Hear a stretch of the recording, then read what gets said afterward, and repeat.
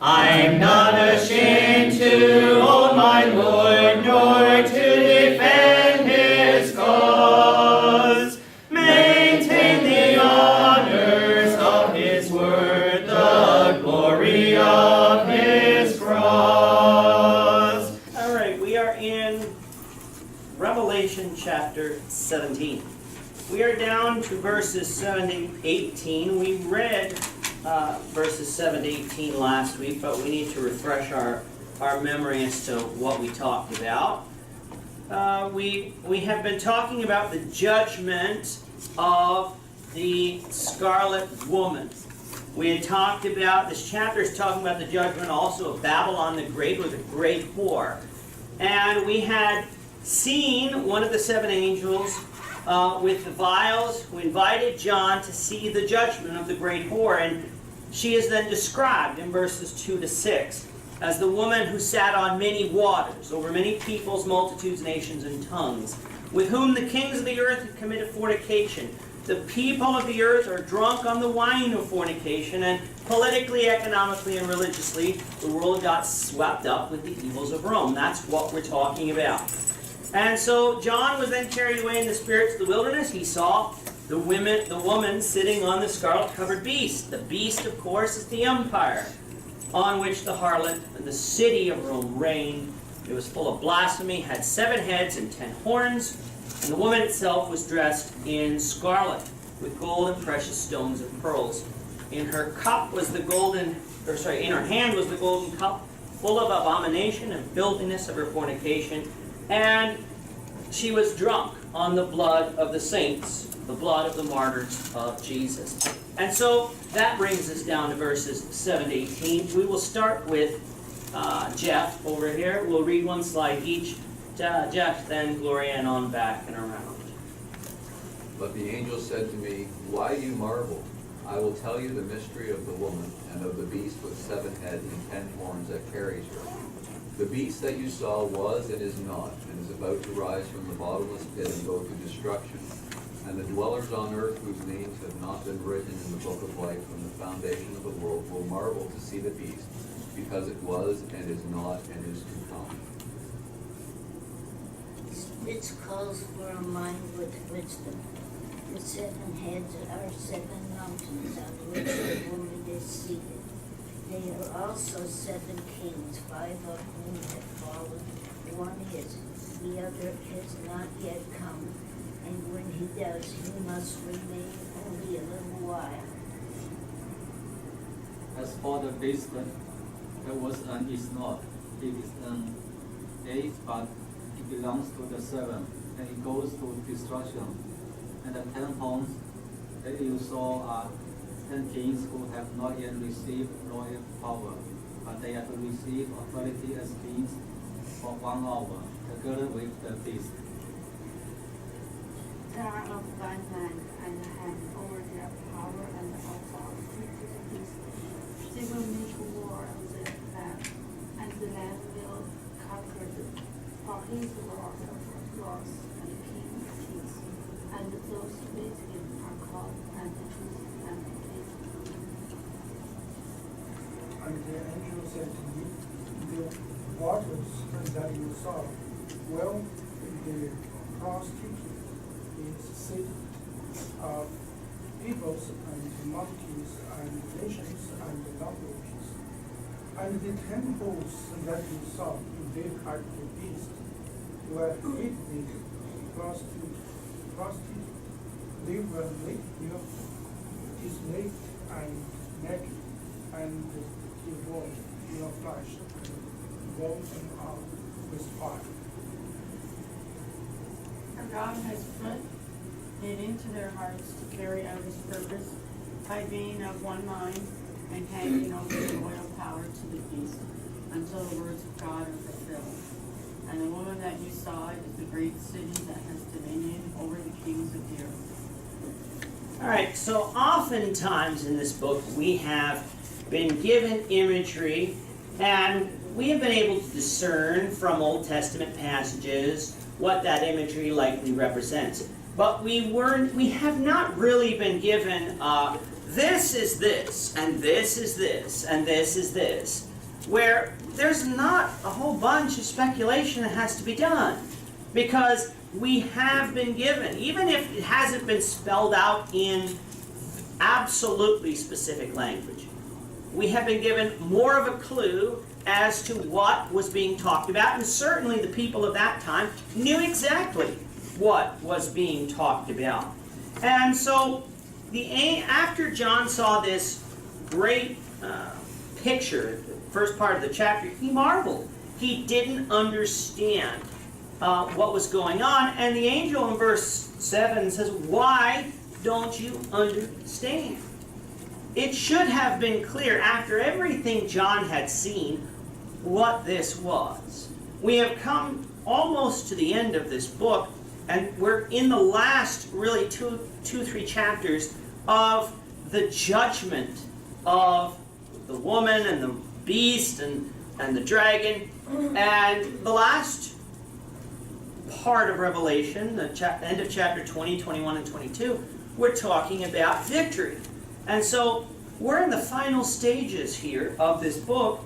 And so this judgment here should not have been a big surprise. And so the angel tells John the mystery of the woman and the beast.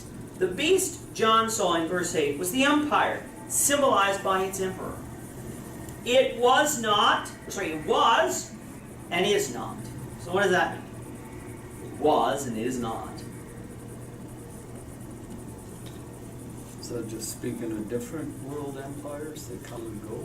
Yeah, basically it is now. It was. We've been talking about it in this book. And it is not. So it is not going to continue forever and ever.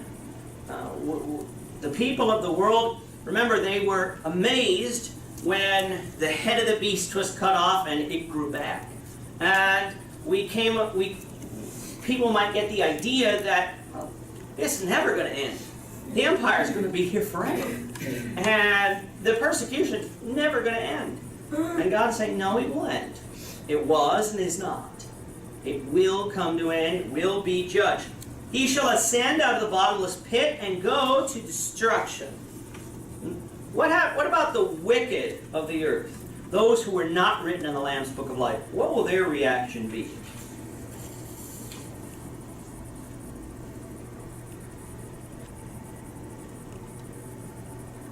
What will their reaction be?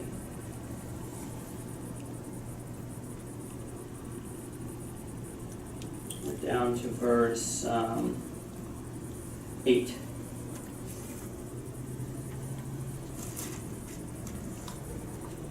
Marvel. They'll marvel. It was, is not, is to come. In other words, it's not done yet.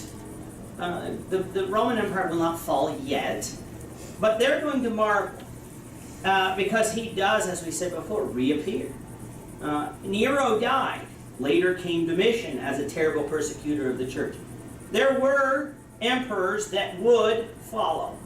Persecution of the church would not end immediately after this book.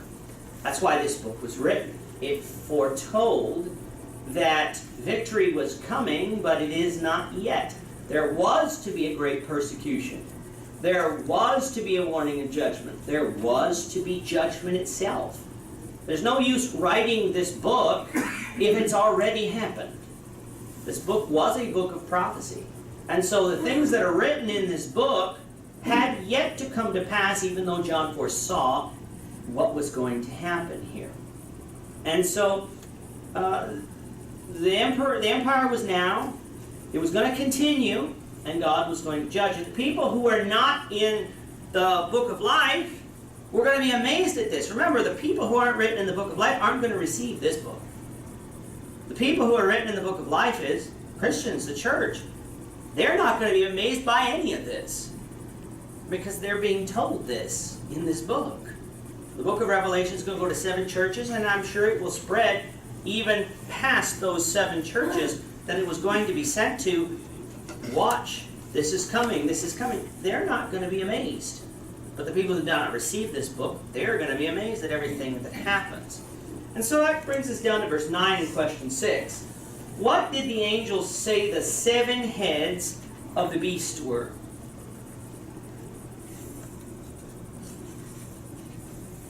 Verse 9. 7 kings. 5 of whom have fallen. No, that's later. In verse 9, the 7 heads are 7 mountains. 7 mountains on which the woman is seated. So the 7 heads are 7 mountains on which the woman sits. Now, it doesn't say that's Rome, but what we need to understand is Rome sits on 7 hills. This is sevens. Yes, it's a symbolic number here. It does represent completeness and perfection. But Rome literally does sit on 7 hills. And so we're reminded the direction to look. But it also says these 7 heads are mountains or kings, as Gord was alluding to first. They are also 7 kings, 5 of whom have fallen, 1 who is, and the other who is not yet to come. Now, a lot of speculation goes into that verse right there, verse 10. It says there are 7 kings. If this refers to literally 7 specific Roman emperors, it's possible, I'm not going to say it's impossible, we might have difficulty deciding which 7. And that's a question often asked. Who are these 7 kings? And some people try to pinhole this and say, well, we can name all the Roman emperors, starting with Julius Caesar, who was the first, and then going to Augustus Caesar, and then going on, I'm not going to attempt to name the other ones. Claudius, I think, is somewhere in Luke, so I think we can know that.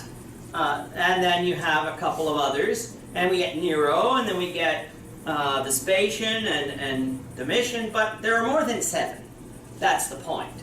If you're going to pigeonhole this and try to determine which 7, you've got to exclude certain people. And that's why we shouldn't really come along and say, well, this has to be this emperor, this has to be this emperor. It's just speculation. The people at that time knew exactly what was being talked about. The people of that era would know exactly, though, what is being talked about.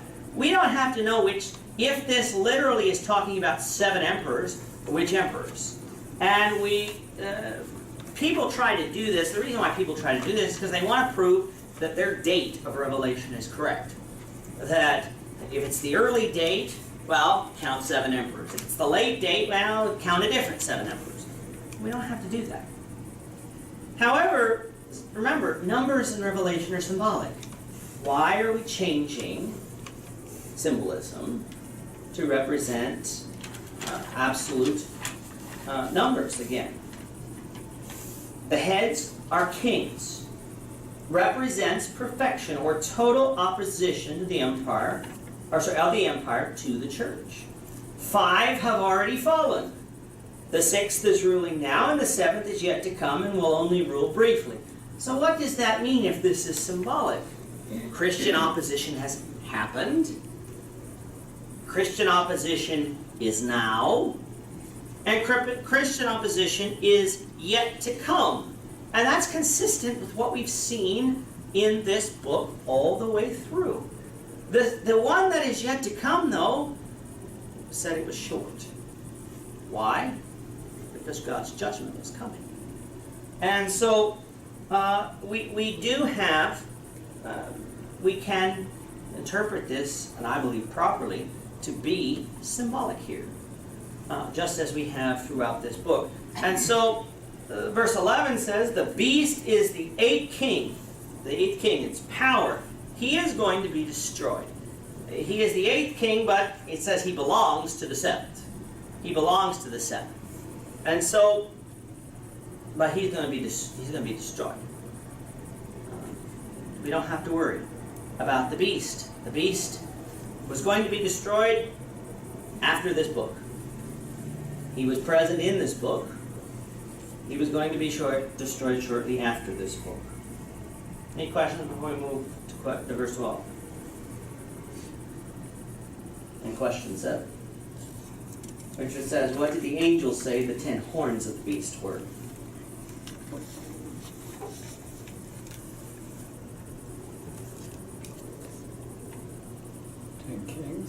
They were 10 kings. What does the number 10 represent in the book of Revelation? Perfection. Complete perfection. So we have 10 horns, they are 10 kings. Have these 10 kings reigned yet?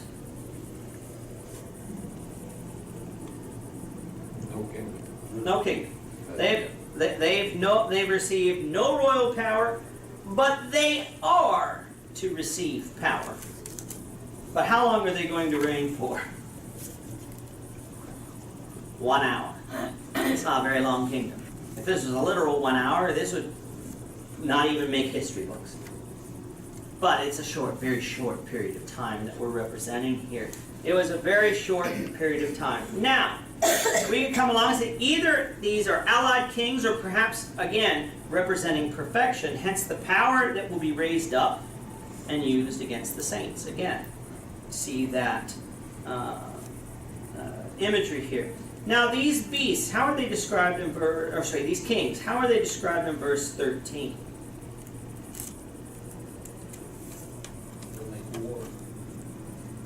That's verse 14. Verse 13.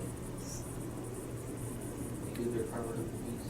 You give their power to the beast, and they're of One month. one mind. What does that mean? They're of one mind.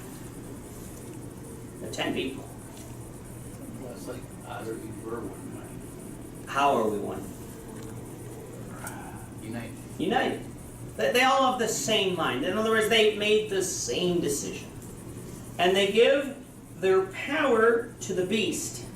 The beast is the empire.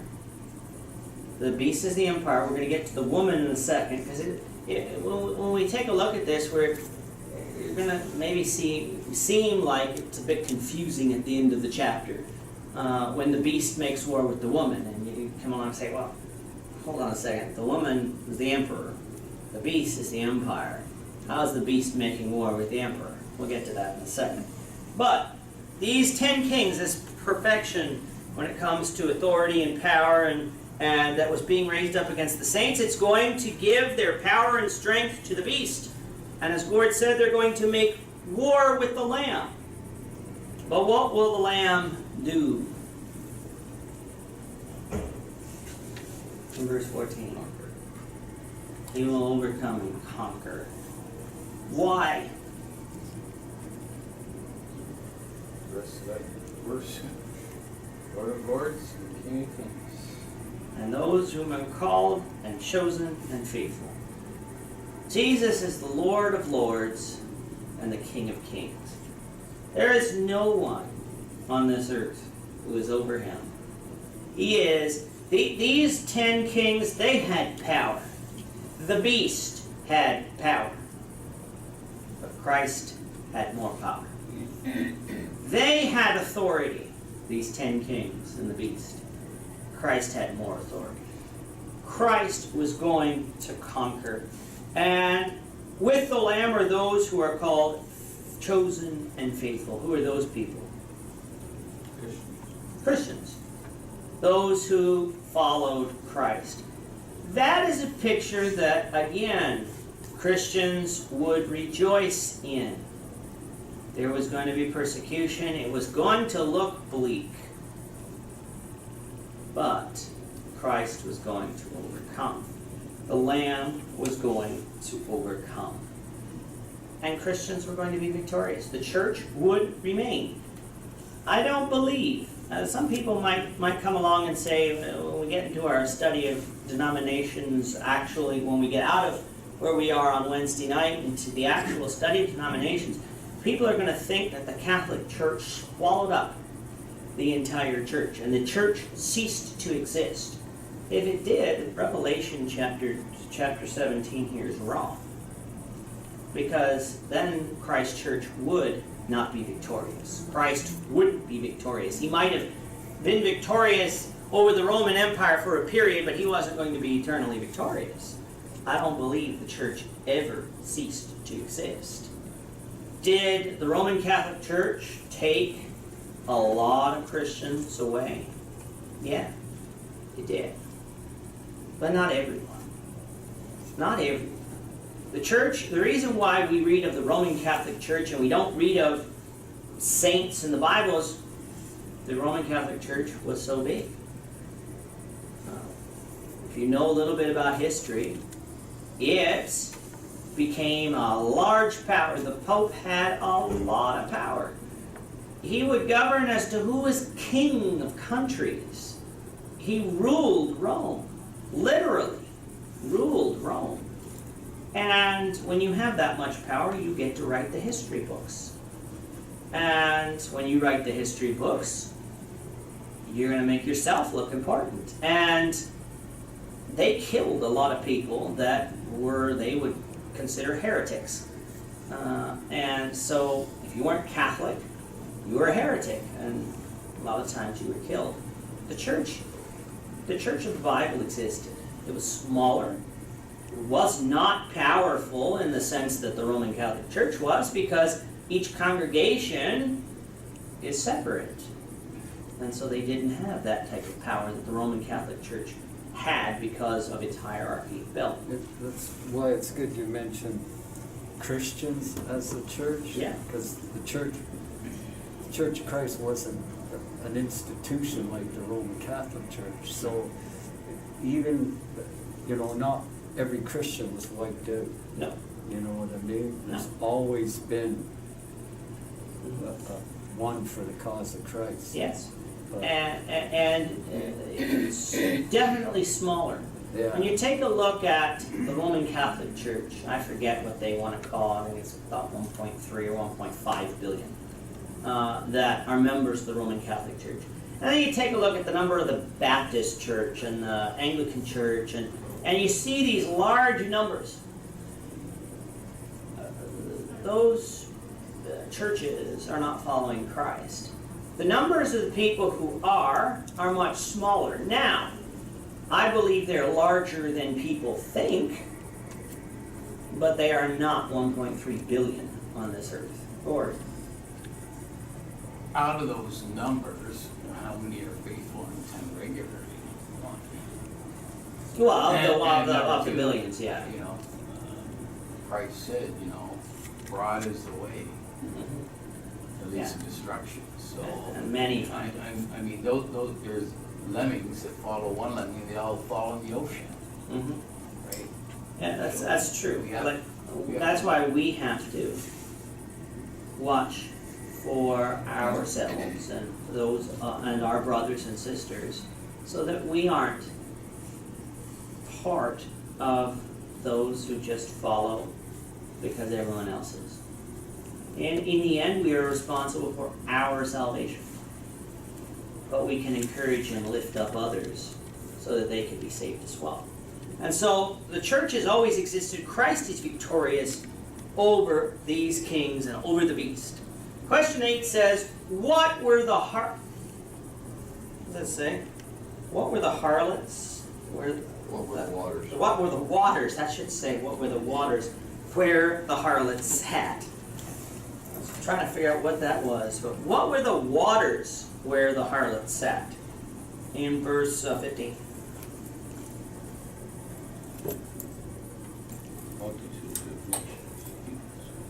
Yes, this brought us back to the beginning of the chapter. She sat on many waters. And we had identified that those are nations, multitudes, and languages.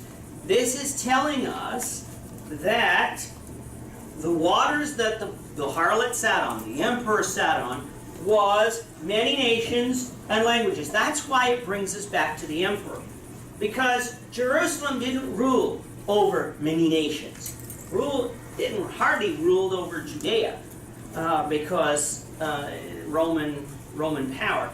And so when it was over peoples, multitudes, nations, and languages, at that time, that was only Rome. There was not other kingdoms that had that power. And so when the angel tells us specifically, this is that, let's believe the angel and recognize what that is. So the waters where the whore or the prostitute or the woman sits are peoples, multitudes, nations, and tongues. This would identify this as the emperor.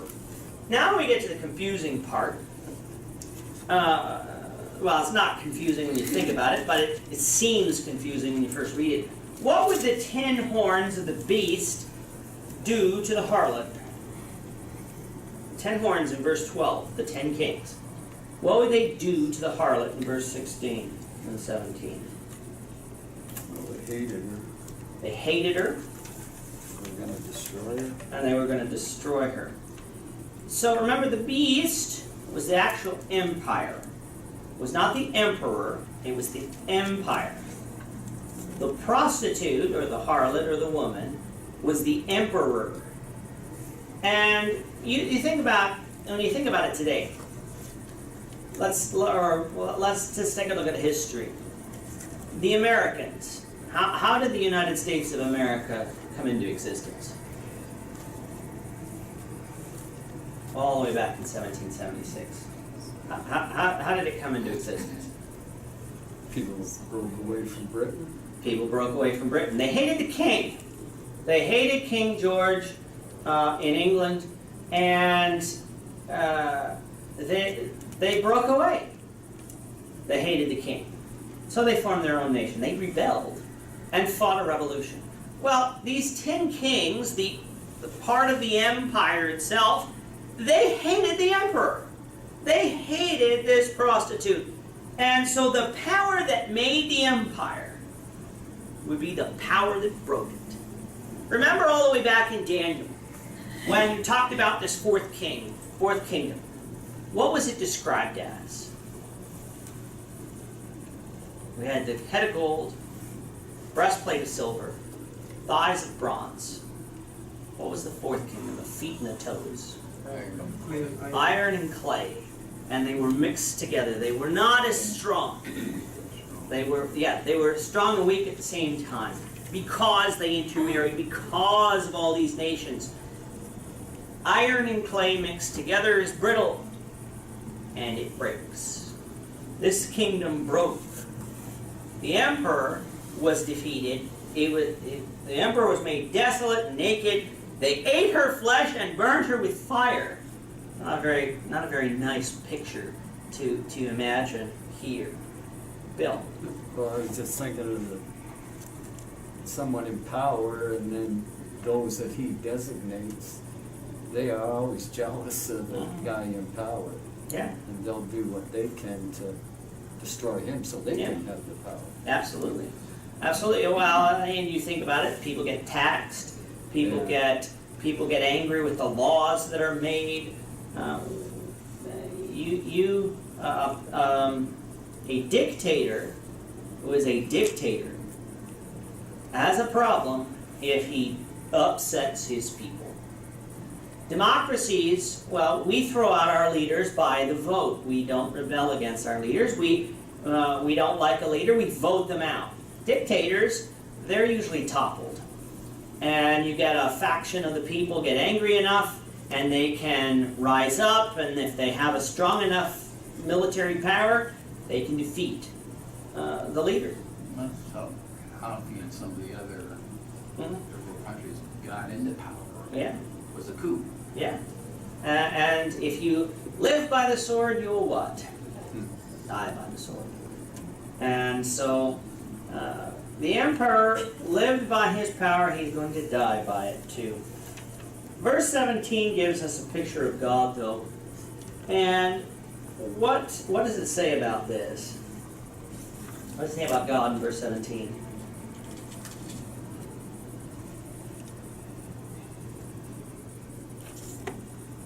Is this going to happen? Yeah, it's going to happen. God is going to put it into their hearts to fulfill His purpose. I'm reminded, this reminds me of Joseph, because I've been studying about Joseph for our podcast. And Pharaoh had that dream, remember, about 7 years of plenty and the 7 years of famine. And Joseph at the end, when he was interpreting the dream, said, God sent you this dream twice to tell you that it is certain, it is fixed, this will happen. Sometimes God gives us promises and they're based on obedience or disobedience. If you obey, this will happen. If you disobey, this will happen.